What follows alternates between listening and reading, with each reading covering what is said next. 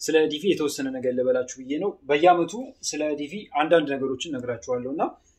ዘንድሮም እንደተለመደው ስለ ዲቪ የተወሰነ ነገር ልበላችሁ ዲቪ 2027 ከሌሎች የዲቪ አመታት በተለየ መልኩ $1 እንደሚያስከፍል ተነግሯል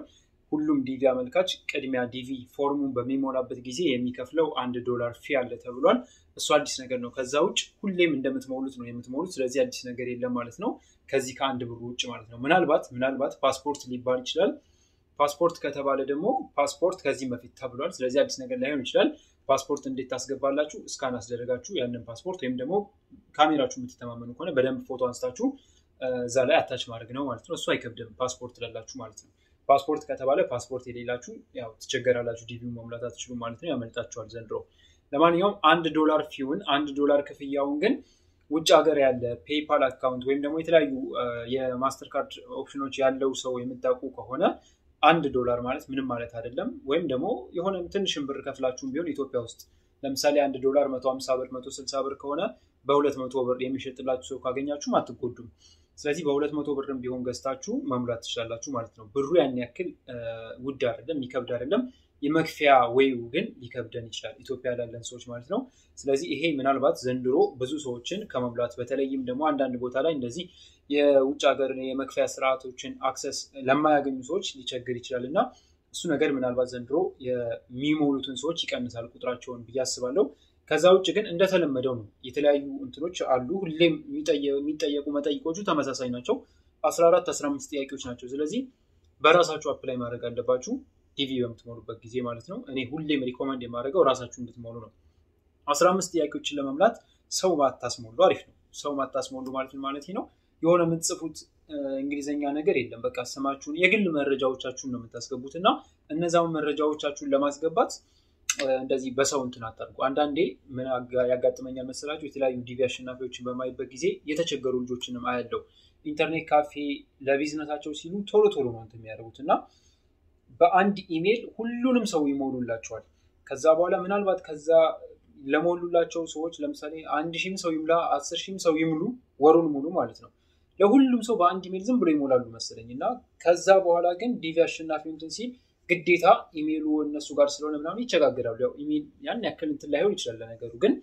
ሌሎችም እንደዚህ አይነት ነገሮች አሉ ኬርለስ የሚሆኑባቸው ኢሹዎች ስላሉ እናንተ እንደዚህ አይነት ነገሮችን ፊክስ ለማድረግ ስትሉ በራሳችሁ ሁሌም በራሳችሁ እንድትሞሉ እኔ ሁሌም ሪኮመንድ አደርጋችኋለሁ ማለት ነው ጥያቄዎቹ በጣም ቀላል ናቸው ለምሳሌ ፓርት 1 ላይ የአመልካቹ ኢንፎርሜሽን ነው የግል መረጃ ነው እዚህ ጋር ለምሳሌ አንድ ቁጥር ላይ ያለው ስም ነው ላስት ኔም ይላል አይደል ላስት ፋሚሊ ኔም ይላል የአያታችሁን ስም ታስገባላችሁ ትክክለኛ የአያታችሁን ስም ከዛ በኋላ ፈርስት ኔም ይላል ፈርስት ኔም ላይ ደግሞ የእናንተን ስም ከዛ በኋላ ሚድል ኔም ይላል የአባታችሁን ስም ታስገባላችሁ ማለት ነው ስለዚህ እዚህ ጋር አሁን እነዚህን ሶስት ነገሮች በትክክል መሙላት አለባችሁ ስማችሁን መቸገር የለባችሁም ሁሌም ስም እንትን በመታረጉበት ጊዜ ትክክለኛ እንትን ማድረግ አለባችሁ ከዛ በኋላ ሁለተኛ ላይ ያለው ጾታ ነው ይሄ በጣም ቀላል ነገሮች ናቸው እነዚህና እነዚህን ፊል ለማድረግ ሰዎች እንደዚህ አታስቸግሩ እናንተ እንትን አትበሉ ለማለት ያክል ነው ሶስተኛ ላይ ያለው በርዝ ዴት ነው ይሄ በጣም ቤዚክ ነገር ነው ሶስተኛ ላይ ያለውን ነገር ስትሞሉ በጣም ተጠንቀቃችሁ ነው መሙላት ያለባችሁ ቁጥራቸው ብዙ ባይሆንም ግን ደግሞ ዲቪ ደርሷቸው ይሄንን የተወለዱበትን ወርና ቀኑን ምን ብለው እንዳስገቡ ያላስታወሱ በጣም ብዙ ሰዎች ሲቸገሩ ያለው ይሄንን የተወለዳችሁበትን ወርና ቀኑን የማታስታውሱ ከሆነ ወደ ቀጣዩ ስቴፕ መሄድ አትችሉም ዲቪ ቢደርሳችሁ ማለት ነው ስለዚህ በጣም የሚያስጠላ አይነት እንትን ውስጥ ከመግባት አስጨናቂ ነገር ውስጥ ከመግባታችሁ በፊት መጀመሪያ ስትሞሉ የምታውቁትን ፓስፖርት ለሌላችሁ ነው ፓስፖርት ካላችሁ ከፓስፖርታችሁ ጋር ተመሳሳይ አድርጋችሁ ነው የምትሞሉት ስለዚህ ወሩንና ዴቱ ቀኑን ማለት ነው ዴውን በትክክል መሙላት አለባችሁ 3 ቁጥር ላይ ያለው በጣም ቤዚክ ነው ስም ምናልባት ሊሻል ይችላል የሆነ እንትን ሊኖረው ይችላል ማስተካከል ትችላላችሁ ከደረሳችሁ በኋላ እዚህ ጋር ግን 3 ቁጥር ላይ ያለውን ግን መጠንቀቅ አለባችሁ እሱም በፍጹም ስህተት እንዳትሰሩ 4 ቁጥር ላይ ያለው ሲቲ where you were born ይላል የተወለዳችሁበትን ማለት ነው እሱን ሲቲውን ታስገባላችሁ ማለት ነው አዲስ አበባ የተወለደ ሰው አዲስ አበባ ይላል ባህር ዳር የተወለደ ሰው ባህር ዳር ይላል ማለት ነው ስለዚህ ሲቲውን ታስገባላችሁ አምስተኛ ላይ የምትኖሩበትን ካንትሪ ይላል ይሄ ኢትዮጵያ የምትኖሩ ከሆነ ኢትዮጵያ ትላላችሁ ኬንያ የምትኖሩ ከሆነ ኬንያ ትላላችሁ ማለት ነው እዚህ ጋር ስድስተኛ ላይ ያለው ሀገራችሁ ለምሳሌ እኛ ያለነው ኢትዮጵያ ከሆነ ኢትዮጵያ ኤሊጂብል ናት ወይ ይላል ኤሊጂብል ካልሆነች ያው መምላት ስለማንችል ስለዚህ ይሄንን ያው yes ነው ከየስ ውጭ ማለት ስለማችሉ yes ነው የሚሆነው መልሱ ማለት ነው ሰባተኛ ላይ ያለው ፓስፖርት ነው ፓስፖርት ካስፈለገ ነው የምላችሁ ዘንድሮ የሚባል ከሆነ ፓስፖርት ይውላችሁ በዚህ መልኩ ነው የሚገባው ማለት ነው እዚህ ስክሪኑ ላይ አያይዝላችኋለሁ ፓስፖርት ላይ ያላችሁ መረጃ ነው እዚህ ጋር የምታስገቡት ማለት ነው የፓስፖርት ነምበራችሁን እዚህ ጋር ፓስፖርት ላይ ያለውን ስም ምናምን ዲቴል ታስገባላችሁ ማለት ነው ስለዚህ እዚህ ጋር የፓስፖርቱን መረጃ ነው የምታስገቡት 7ኛ ላይ ቀጣዩ 8ኛ ላይ ኢንትራንት ፎቶግራፊ ይላል የእናንተን ፎቶግራፍ ነው ፎቶ ላይ መጠንቀቅ አለባችሁ ፎቶ እንትኑን ማሟላት አለበት መስፈርቱን ብዙ ጊዜ ያው እንግዲህ አሰራራቸውን አናቅም ራንደምሊ ነው ሰሌክት የሚደረገው 20 ምናምን ሚሊዮን ሰዎች ኢን አቨሬጅ ይሞላሉ በየአመቱ ከነዛ ውስጥ ራንደምሊ 100 ምናምን ሺህ ሰዎች ይደርሳቸዋል 100 ምናምን ሺህ ሰው ስላችሁ የሞሉትንም ቤተሰቦቻቸውንም ጨምሮ ማለት ነው ለምሳሌ እኔ ሚስት አለኝ ብዬ ከሞላውኝ ሚስቴም ትጨመራለች እዚህ 100 ምናምን ሺህ ላይ ማለት ነው ከነዛ ከ100 ምናምን ሺዎች ውስጥ 50 ምናምኖቹ ዘንድሮ 53 ሺህ ነው እየተባለ ነው 53 ሺህ ሰው ቪዛ ያገኛል በዚህ በዳይቨርሲቲ ቪዛ አማካኝነት ወደ አሜሪካ ይሄዳል ማለት ነው 53 ሺህ አካባቢ የሚሆን ሰው ማለት ነው ለማንኛውም አብዛኞቹ ግን የሚመረጡ ሰዎች እንትን የሚደረገው ይሄ እንትናቸው ካንስል የሚደረገው ወይም ደግሞ ዲስኳሊፋይ የሚደረገው በፎቶ ስህተት ነው ይባላልና ፎቶአችሁን በመታስገቡበት ጊዜ መጠንቀቅ አለባችሁ መስፈርቱን ማሟላት አለባችሁ የፎቶን መስፈርት በተመለከተ ብዙ ቪዲዮዎች ሰርቻለሁ እናንተም እዚህ ጋር ገና ከመሙላታችሁ በፊት እዚህ ጋር የፎቶን መስፈርት በደንብ በዝርዝር ይነግራችኋልና እሱን ማየት አለባችሁ ፎቶ በተመለከተ መሳሳት የለባችሁ ምን አይነት ፎቶ ነው የምታስገቡት ቀላሉ ወይ ፎቶ ቤት ሂዱና ለዲቪ ፈልጌው ነው ብላችሁ የዲቪ ፎቶ ተነሱ እሱ በቃ ሙሉ መስፈርቱን ያሟላላችኋል ሳይዙ 600 በ600 ነው ባክግራውንድ ዋይት ነው የሚሆነው እዚህ ጋር እንትን ሲያደርጉት ኤዲት ሲያደርጉት እንደዚህ ባክግራውንዱና ይሄ የእናንተ እንትናችሁ የሆነ እንትን አይኖርም ስሙዝ ነው የሚሆነው የሆነ ነገር ፊታችሁ የሚሸፍን እቺን ፓርት በተለይ የሚሸፍን ነገር መኖር የለበትም ግላስ የምትጠቀሙ ገነ ግላሱን ማውጣት አለባችሁ እነዚህ ነገሮች መስፈርቶቹን በደንብ ዲቴል አንብባቸው እኔም ብዙ ቪዲዮ ሰርቼላችኋለሁ ፎቶ ላይ ተጠንቀቁ ፎቶ ላይ እና ደግሞ የቀደም የነገርኳችሁ ላይ ስምና የቀናችሁንና እንትናችሁ ወራችሁን ስሙ ብዙ ላይ ይችላል ስማችሁን ያው በትክክል አስገቡ ግን ቀኑና ወሩን በትክክል ማስገባታችሁ እንዳትረሱ በፍጹም እንዳትረሱ ፓስፖርታችሁ ወር አመሳስላችሁ አስገቡ ፓስፖርት ግዴታ ነው ከተባለ ይኸው ነገ ነው አሁን ዲቪ የሚጀመረው መምራት የሚጀመረው ይባል አይባል ስለማላቅ ነው ቀድሜ ይሄንን ቪዲዮ ስለምሰራው እየነገርኳችሁ ያለሁት ግን ከተባለ ብዬም እየነገርኳችሁ ነው ለምን ከዚህ በፊት ፓስፖርት ተብሎ ነበር ስለዚህ ፓስፖርት ሲባል የነበረውን ነው አካትቼ እየነገርኳችሁ ያለው ስለዚህ ዘንድሮ ፓስፖርት ካልተባለ እንዳምናው ከሆነ ተተውታላችሁ ማለት ነው ፓስፖርት የሚለው ፓርት ስለዚህ ፓስፖርት ከተባለ ግን እንዴት ፓስፖርት እንደምትሞሉም ይሄው እዚህ ጋር ያሳዩዋችሁ ነው ስለዚህ እናንተ ምን ታደርጋላችሁ አሁን እናንተ ፓስፖርት የሌላችሁ ሰዎች ናችሁ መጠንቀቅ ያለባችሁ ይሄ ቀንና ወሩ ላይ ፓስፖርት ከሌላችሁ የምታውቁትን ዴት ኦፍ በርዝ ወደፊት ፓስፖርት ስታወጡ በዛ ዴት ኦፍ በርዝ ነው የምታደርጉት ማለት ነው ወይም ልደት ካርዳችሁ ላይ ያለውን ታደርጋላችሁ ማለት ነው እና ፎቶ ቤት ተነሱ በስልካችሁ የምትነሱ ሰዎች ደግሞ ፎቶ አንደኛ ጥርት ያለ ፎቶ መሆን አለበት ከዛ በኋላ ባክግራውንዱ ነጭ እንዲሆን ባክግራውንዱ የሆነ ነጭ የሆነ ቦታ ላይ ሂዳችሁ ተነሱ ፎቶ የሚያነሳችሁም ሰው ይሆን ከዛ በኋላ ደግሞ ኤዲት አድርጉት ፎቶ እዛ ጋር ባለው መስፈርት መሰረት ኤዲት አድርጉት እንዴት ፎቶውን ኤዲት ማድረግ ትችላላችሁ በምን አፕሊኬሽን ዲስክሪፕሽን ላይ ማስቀምጥላችሁ ቪዲዮ ይኖራል እሱን ቼክ አድርጉት ከዚህ በፊት አሳይቻችኋለሁ ከዛ ውጭ ደግሞ የእናንተ ፎቶ ፊት ያደርጋል ወይ የሚለውን ደግሞ እዚህ ጋር የምታዩት አፕሊኬሽን አለላችሁ በዚህ አፕሊኬሽን ገብታችሁ ፊት ያደርጋል ወይስ አያደርግም የሚለውን ቼክ አድርጉት ማለት ነው ከዛ ውጭ ቀጣዩ ላይ ያለው እሺ ፎቶ ጨረስን 9ኛ ሜሊንግ አድሬስ ይላል ሜሊንግ አድሬስ የእናንተ የፖስታል እንትን ነገር ነው ያን ያክል ቤዚክ ላይ ይችላል ግን እዚህ ጋር ያሉት ነገሮች በሙሉ አስገቡ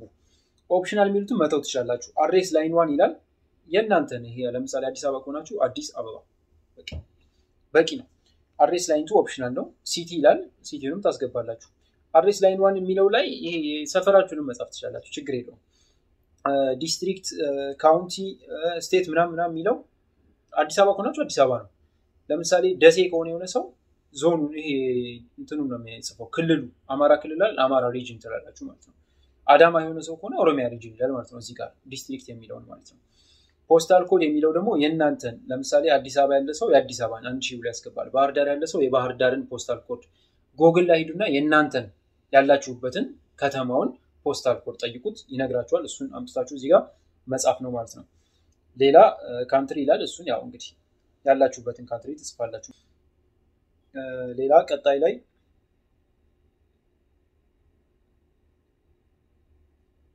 እሺ 12ኛ ላይ ያለው ኢሜል አድሬስ ነው ኢሜል አድሬስም እዚህ ጋር በመታስገቡበት ጊዜ ተጠንቅቃችሁ ለማስገባት ሞክሩ እዚህ ጋር የዘለልኳት አለች ካንትሪ ዌር ዩ ሊቭ ቱዴይ ይላል የምትኖሩበትን አሁን ላይ የምትኖሩበትን ካንትሪ ይላል እሱ 10ኛ ላይ ማለት ነው አሁን ያላችሁበትን እሱን ታስገባላችሁ አረብ ሀገር ያላችሁ አሁን ያላችሁበትን ሀገር ታስገባላችሁ ማለት ነው ለምሳሌ ሳውዲ ከሆነ ኢትዮጵያዊ ሆና ሳውዲ ያለች ሴት ከሆነች ሳውዲ ብላ ታስገባለች ማለት ነው እዚህ ጋር ያለውን ካንትሪ ዌር ዩ ሊቭ ቱዴይ የሚለው ላይ ማለት ነው 11ኛ ላይ ፎን ነምበር ይላል ኦፕሽናል ነው ግዴታ አይደለም ከፈለጋችሁ አስገቡ ካልፈለጋችሁ አታስገቡ ደስ ካላችሁ አስገቡ ማስገባቱ የተሻለ ነው ብዬ አስባለሁ ምንም ግን ከንትኑ ጋር የሚያገናኘው ነገር የለም ከእጣው ጋር የሚያገናኘው ነገር የለም እሱን እንዳትረሱ 13ኛ ላይ ያለው what's the highest level of education you have achieved as of today ይላል አሁን እስካላችሁበት ጊዜ ድረስ ያለውን የእናንተን ኳሊፊኬሽን የትምህርት እንትናችሁ ምን ያክል ደርሳችኋል በትምህርት ስለዚህ እዚህ ጋር መጀመሪያ ላይ ያለው ፕራይመሪ ስኩል ኦንሊ የሚለው ፕራይመሪ ብቻ ይሆናችሁ ማለት ነው ወደ ሰከንደሪ ያላለፋችሁ ማለት ነው ፕራይመሪ ላይ ትምህርት ያቆማችሁ ሰዎች ማለት ነው ሃይ ስኩል ኖ ዲግሪ የሚለው ደግሞ ሃይ ስኩል ገብታችሁ ማለትም 11 12 ምናምን ድረስ ደርሳችሁ ነገር ግን 12ኛ ክፍል ሰርቲፊኬት የሌላችሁ ኢንትራንስ ኤግዛም ያልተፈተናችሁ ማለት ነው እዚህ ጋር ሃይ ስኩል ዲግሪ የሚለው ደግሞ እስከ 12 ጨርሳችሁ ኢንትራንስ ተፈትናችሁ አልፋችሁም ሊሆን ይችላል ወድቃችሁም ሊሆን ይችላል ግን ሰርቲፊኬቱ አላችሁ ከትምህርት ሚኒስቴር ኢንትራንስ የጨረሳችሁበት ሰርቲፊኬት አላችሁ እናንተ ሃይ ስኩል ዲግሪ ትባላላችሁ ስለዚህ አሁን እዚህ ጋር ሃይ ስኩል ዲግሪ የሌለው ሰው ከዚህ በታች ያለ ሰው ዲቪ ቢደርሰው መስፈርቱን አያሟላም ማለት ነው ስለዚህ እስከ 12ኛ ክፍል ድረስ መማር ግዴታ ነው ሃይ ስኩል ዲግሪ ሊኖራችሁ ይገባል መስፈርት ነው ይሄ ግን እናንተ ከሌላችሁ ሌላ ኦፕሽን ወርክ ኤክስፒሪየንስ የሚባል ነገር አለ እዚህ ጋር ከታች www.1tonline ነው ምናምን የሚለው እንትን ላይ ገብታችሁ የእናንተን የወርክ ኤክስፒሪየንስ የሆነ ሰው ለምሳሌ እስከ 12ኛ ክፍል አልተማረም እስከ 10ኛ ክፍል ተምሮ ከዛ በኋላ ምን አድርጓል ማለት ነው በሌላዎች መንገዶች ለምሳሌ ቴክኒክና ሙያ ገብቶ ሊሆን ይችላል በድሮ በተለያዩ መንገዶች ገብቶ የተለያዩ አይነት ትምህርቶችን ስኪሎችን ጨምሮ አሁን ላይ ጥሩ ፖዚሽን ላይ ከሆነ ጥሩ ስራ እየሰራ ከሆነ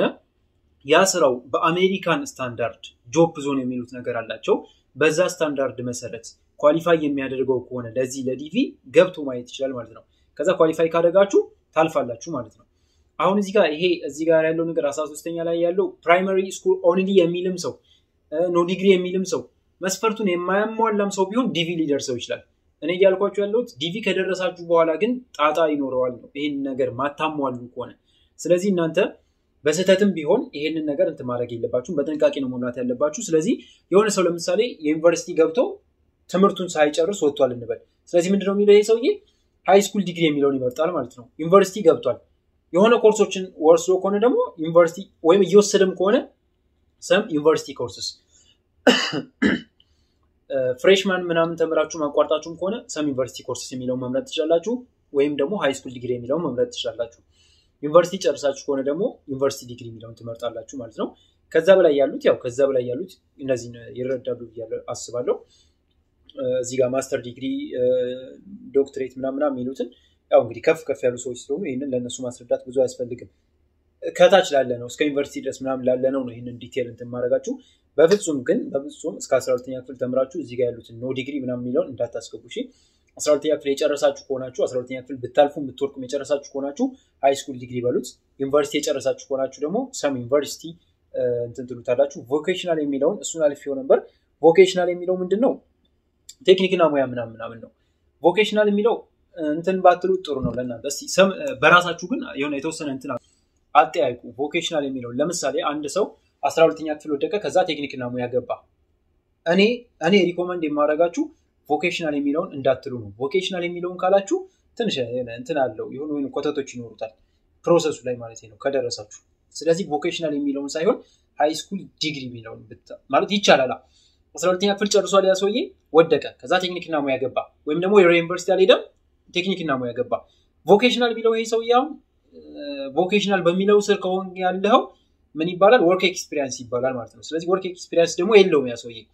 ስለዚህ ፌል ያደርግ ነው ኢንተርቪው ላይ ስለዚህ ከዚህ ሁሉ ጣጣ ምን ታደርጋላችሁ መሰላችሁ ሃይ ስኩል ዲግሪ የሚለውን ትመርጣላችሁ ማለት ነው ምክንያቱም ሃይ ስኩል ዲግሪ ስላላችሁ ሰርቲፊኬቱ ስላላችሁ ማለት ነው ነገር ግን 12ኛ ክፍል ወድቃችሁ 12ኛ ክፍል ሳትጨርሱ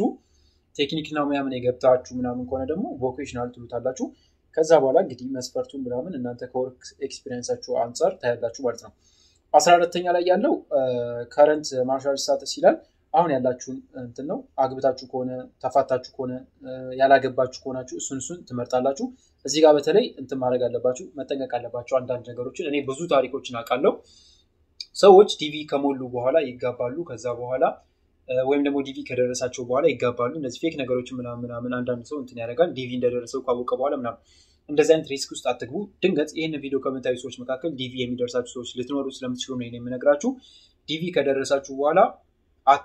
አታግቡ ስላችሁ የፌክ ነገር አታግቡ ኢቭን ሪልም ቢሆን ትንሽ ሪስክ አለው ለምን ያጠራጥራል አብዛኛው ሰው ከኛ በፊት የነበሩ ሰዎች ድሮ በተለይ ድሮ ከ10 ዓመት በፊት ምናምን በጣም ትንሽ ላላ ያለ ነበር መሰለኝና ሰዎች ዝም ብለው እየተጋቡ ዲቪ ሲደርሳቸው እየተጋቡ ምናምን በፌክ ነገር ዝም ብለው የሆነ ሻሻ እየሰሩ ይሄዱ ነበር በዛ ምክንያት አሁን በጣም ጥብቅ አድርገውታልና በደንብ ነው እንትን የሚደረገው ስክሪን የሚደረገው ስለዚህ የእናንተን እድል ነው የሚያበላሸው እናንተ ለቢዝነስም በሉት ሪልም በሉት በጣም ግን ሪስኪ ነገር ነውና ዲቪ ከደረሳችሁ በኋላ በተለይ የምታገቡ ሰዎች ትንሽ ያስፈራል እሱን ሪስኩን ራሳችሁ ተወስዳላችሁ ማለት ነው ለማንኛውም አሁን ያላችሁበት ስታተስ ዲቪ ፎርሙን ስትሞሉ አሁን ላይ ኦክቶበር 2025 ላይ ያላችሁ ስታተስ ያላገባችሁ ከሆናችሁ አንሜሪድ married and my spouse is not US citizen እዚህ ጋር ያሉት ነገሮች ግልጽ ናቸው ሁሉንም እያነበባችሁ እንትን ማድረግ ትችላላችሁ አግብታችሁ ተፋታችሁ ከሆነ ዳይቮርስድ የሚለውን ታረጋላችሁ widowed legally separated ምናምን እነዚህ ነገሮች እንትን ታረጋላችሁ እያያችሁ ማለት ነው የሚመለከታችሁን ትመርጣላችሁ ልጆች ካላችሁ ልጅ ካላችሁ አግብታችሁ ሳታገቡ ይሁን በምንም አይነት መልኩ ልጅ ካላችሁ number of childrenዎቻችሁን ታስገባላችሁ ከዛ በኋላ ልጅ አለኝ ካላችሁ ቀጣይ የሚመጣላችሁ ፔጅ ይኖራል ወደ ቀጣይ ይወስዳችኋል ልክ እናንተም ፎርም እንደሞላችሁት የልጆቻችሁንም ደግሞ ኢንፎርሜሽን ፐርሰናል ኢንፎርሜሽን እንድታስገቡ ይመጣላችኋል ተመሳሳይ ነው ወይ ሚስት አለኝም ያለ ሰው የሚስቱን ኢንፎርሜሽን ያስገባል ማለት ነው ስለዚህ ያላገባ ሰው አንሜሪድ ያለ ሰው ልጅም የሌለው ሰው ቀጣዩ ፔጅ ምን ይሆናል ማለት ነው በቃ አንዴ ሪቪው ያደርገውና ይሄን ነገር ከዛ ሰብሚት ነው የሚለው ማለት ነው ስለዚህ እናንተ በምትሞሉበት ጊዜ አንሜሪድ ካላችሁ እዚህ ጋር ልጅ የሚለውን ዜሮ ትሉታላችሁ ማለት ነው አንሜሪድ ካላችሁት ግን ግዴታ አይደለም ዜሮ ማለት አንሜሪድ ሆኖ ልጅ ሊኖረው ይችላል የሆነ ሰው ስለዚህ ልጅ ካላችሁ ልጃችሁን እዚህ ጋር number of ልጁን ታስገቡና ነው ከዛ በኋላ የልጁን ኢንፎርሜሽን ታስገባላችሁ ማለት ነው ይሄንን ይመስላል ከዚህ ውጭ ሌላ የተለየ ነገር የለውም ዶላር $1 የተባለው ነገር የምትከፍሉበትን ወይ እዚህ ጋር ልክ ዩኤስ እንትን ላይ የሲአይኤስ የሚባለው ይሄ እዛ ላይ እንደሚከፍለው አይነት ክፍያ ነው በያስባለሁ በተለያዩ ዴቢት ካርዶች በፔፓል ምናምን ነው የሚከፈለው ስለዚህ ውጭ ሀገር ያለ ሰው ወይም ደግሞ ኢትዮጵያ ሆኖ ፔፓል አካውንት ምናምን ያለው ሰው ዴቢት ካርድ ምናምን ያለው ሰው ሊከፍልላችሁ ይችላል ማለት ነው እነዛን ሰዎች ኮንታክት ማድረግ ትችላላችሁ ስለዚህ የክፍያ ስርዓቱን በተመለከተ ውጭ ሀገር ያለ ሰው የምታውቁት ሰው ካለ እንዴትም ብላችሁ በሰውም ቢሆን እንዲከፍልላችሁ ማድረግ ትችላላችሁ እርግጠኛ ነኝ ብዙ አትቸገሩም በያስባለሁ እኔ እንኳን ከዚህ በፊት በሰራኋቸው ቪዲዮዎች እኔ ለ100 ሰው ከፍላለሁ እኔ ለእንደዚህ አይነት እኔ ለ50 ሰው ከፍላለሁ ምናምን የሚሉ ውጭ ሀገር ያሉ ብዙ ሰዎችን አይቻለሁ ስለዚህ እናንተ እየገባችሁ ኮሜንት ላይ እንዲከፍሉላችሁ መጠየቅ ትችላላችሁ ግን የምታውቁት ሰው አታጡም በያስባለሁ እና በጣም ለምትቸገሩ ሰዎች እንግዲህ እዛው ቲክቶክ ላይ ምናምን እኔ አንዳንድ ሰዎችን ላወራላችሁ እችላለሁ እንደዚህ ኮሜንት ላይ እንትን ከሚሉት የተወሰኑ ሰዎችን ላመቻችላችሁ ሞክራለሁ በቻልኩት ያክል ማለት ነው ግን ይሄንን አይቶም ደግሞ ብዙ ሰው ሊመጣ ስለሚችል እሱ ትንሽ ሊያስቸግር ስለሚችል ለአንዳንዶቻችሁ እንትን ላላረግ ይችላል እንግዲህ እናንተም በራሳችሁ መንገድ ምናምን የሆነ ሰው አታጡም ብቻ ውጭ ሀገር የሚኖር ሰው አታጡም እና $1 ምንም ላይሆን ይችላል ከፍላችሁትም ቢሆን ለዶላሩ ከፍላችሁትም ቢሆን ከፍላችሁ ስላችሁ በኖርማሉ ክፍያ ሳይሆን የተወሰነ ጨምራችሁ ብትከፍሉት ቀደም እንደነገርኳችሁ 200 300 ላይ ጎዳችሁ ይችላል ያን ያክል በራሳችሁ ኮን የምትሞሉት ማለት ነውና ምንም እንኳን ሳያደርጉላችሁ ዲቪውን ብቻ ለሞሉላችሁ እንኳን ለብዙ ኢንተርኔት ካፌዎች 200 300 ብር ትከፍላላችሁና ለዚህኛው ዶላሩን ለእንትን ለሚያደርግበት ብትከፍሉ ብዙ አትቸገሩም ስለዚህ እንደዛ አድርጋችሁ እርግጠኛ ነኝ አሁን ቢዝነስ የሚያደርጉት ሰዎች ይኖራሉ ይሄንን አጋጣሚ ተጠቅመው ቢዝነስ የሚያደርጉት ሰዎች ይመጣሉና ቢዝነስም ቢሆን በጣም ካላጋነኑባችሁ ከፍላችሁ ብታስሞሉ ማስሞላት ስላችሁ የማስከፈሏል ማለት ነው ሌላ ስታስሞሉ ዲቪውን በተለይ እንደዚህ እንትን የምታረጉ ከሆነ እኔ ለምሳሌ አምና ለ10 ሰዎች ሞልቻለሁ ለ10 ሰዎች ስሞላ ትክክለኛ ኢንፎርሜሽናቸውን ይልኩልኛል ከዛ በኋላ በዛ ኢንፎርሜሽን መሰረት ስክሪን ሪከርድ ቪዲዮ እየሰራው ነው የሚልክላቸው ማለት ስሙላ 5 ደቂቃ ነች የምትወስደው አንዳንዱ ምናልባት ቤተሰብ ካሉ እስከ 10 ምናምን ደቂቃ ይወስድብኛል ረዘም ይላል ትንሽ ጊዜ ይገላል አሁን ላይ በተለይ መስራት አልችልም ይሄንን ለተወሰኑ ሰዎችም ቢሆን በጣም ይከብደኛል ግን ምን ማድረግ ትችላላችሁ አለባችሁ ማለት ነው እንደዚህ ሰው የምታስሞሉ ከሆነ ኢንተርኔት ካፌ ነው ብዙ አልመክራችሁ ሰው የምታስሞሉ ከሆነ ቴሌግራም ላይ ምናምን እንደዚህ ጥሩ ሰዎችን የምታስሞሉ ከሆነ ቪዲዮ ብታስልኩ ጥሩ ነው መጨረሻ ላይ ስክሪንሾቷን ብቻ ነው ብዙ ጊዜ የሚላክላችሁ። ኢንተርኔት ካፌም ፕሪንት አድርገው ብቻ ነው የሚሰጧችሁና ስክሪን ሪከርድ አድርገው ቪዲዮ ቢሰጧችሁ አሪፍ ነው። ምክንያቱም እዚህ ጋር ቅድም የነገርኳችሁ ነገሮች አሉ። ምን እንደተሞላ ያያችሁት ቢሆን ለእናንተ አሪፍ ነውና በኋላ ዲቪ ምናልባት የሚደርሳችሁ ሰዎች ትኖራላችሁና ዲቪ ከደረሳችሁ በኋላ አንዳንድ ሪስኮችን ለመቀነስ ቪዲዮ ስክሪን ሪከርድ ቢደረግላችሁ ለእናንተ አሪፍ ነው ብዬ አስባለሁ። ከዛ ውጭ ይመቻችሁ። ምናልባት ቢዝነስ ካረኩት ስላችሁ እሞላለሁ ካልኩኝ የተወሰነ እያስከፈልኩኝ እሞላለሁ ካልኩኝ እነግራችኋለሁ። ኮሜንት ላይ ማድረግ ትችላላችሁ። ነገር ግን ይሄን ሁሉ ቪዲዮ የምሰራው አምናም ካቻምናም ብዙ ቪዲዮ የሰራሁት በራሳችሁ እንድትሞሉ ነው። ቀላል ናቸው። አሁን የነገርኳችሁን ብቻ ነው የምትሞሉት። ፓስፖርት ከተባለ ፓስፖርት ነምበር፣ ፓስፖርት ላይ ያለው ስማችሁ ምናምን ነው የምታስገቡት። ከዛ ውጭ የተለየ ነገር የለው። እስካን ካደረጋችሁም እስካን ታደርጋላችሁ ነው፣ ችግር የለም። አርጉም ካላችሁ ማለት ነው። ዶላሩ ምናልባት እሱ ነው። እሱንም ደግሞ ሰዎች እንዲከፍሉላችሁ በራሳችሁ መንገድ ተፍ ማለት ነው። ከዛ ውጭ ግን እኔ ቢዝነስ ካረኩት ለምሞላበት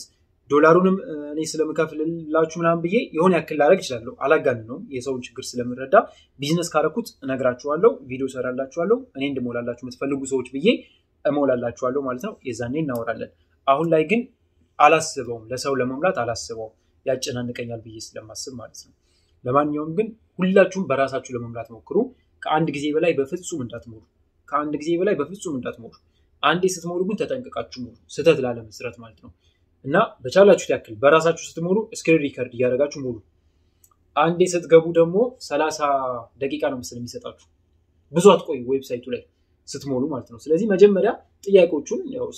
ፎቶዎች አሁን ቪዲዮ ልክ እዚህ አታች ያደረኩላችሁ ቪዲዮ አለ አይደል? ያሉትን ጥያቄዎች በሙሉ ታውቃላችሁ ኦሬዲ። ስለዚህ የሚሰጣችሁ ሊሚትድ ደቂቃ ስለሆነ ቶሎ ለመሙላት ቶሎ ስላችሁ ያን ያክል 30 ደቂቃ በጣም ብዙ ነው። ቀስ ብላችሁ መሙላት ትችላላችሁ። ግን አንድ እንትን አትተኙበት ነው። እንደገና ይጀምርባችኋል እንጂ ምንም ሌላ የተለየ ነገር የለውም። ብዙ አትቆዩ፣ ቶሎ ለመሙላት ሞክሩ። ከአንድ ጊዜ በላይ በፍጹም አትሙሉ። ኢሜል እየቀያየራችሁ ነው። አንድ ሰው አንድ ማንነት ያለው። ስለዚህ ሙሉ በሙሉ ነው ዲስኳሊፋይ የሚያደርግባችሁ ሁለቱም ከሞላችሁ ማለት ነው። ስለዚህ ከአንድ ጊዜ በላይ አትሙሉ። መልካም እድል ይሆንላችሁ። የእውነት ዲቪ በጣም ደስ የሚል እንትን ነው። አሜሪካ ለመግባት በጣም ቀላሉ ወይ ነው። በጣም ቺፑም ቪዛ ነው። አሜሪካ ከገባችሁ በኋላ በጥቂት ቀናት ውስጥ የአሜሪካ ቋሚ መኖሪያ የ10 ዓመት ቋሚ መኖሪያ ግሪን ካርድ በጥቂት ቀናት ውስጥ የሚያሰጣችሁ ትልቅ ቻንስ ነውና ይሄንን ቻንስ አሜሪካ ላይ እንደፈለጋችሁ መስራት፣ መማር፣ በለውጥ ምናምን የምትችሉበትን ቻንስ የሚሰጣችሁ ነውና ይሄ ድል ጥሩ ድል ነው። ለማንኛውም ለሁላችሁም መልካም እድል እመኝላችኋለሁ። ባይ